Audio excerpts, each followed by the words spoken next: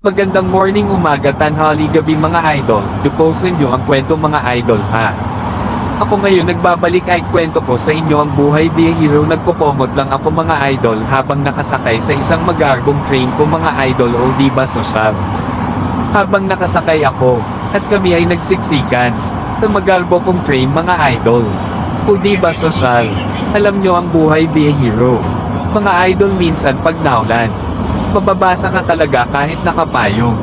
Kapa mga idol. At pag mainit naman, ay talagang pagpapawisan ka, mga idol. Pati bitlogin mo mga idol. Pasintabi pala sa kumakain.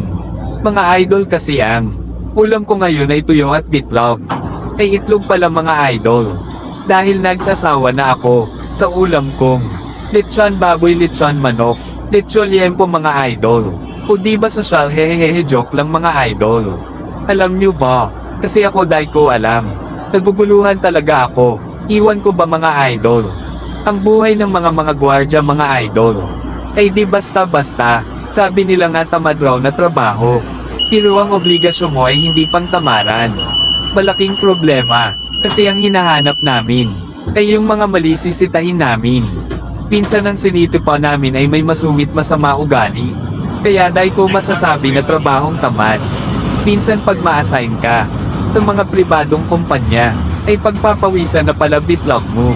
Mga idol, minsan masarap, minsan mahirap. At doon nagtatapos ang ating kwento. Mga idol, may karugtong pa ito na kwento mga idol. Kaya abangan nyo.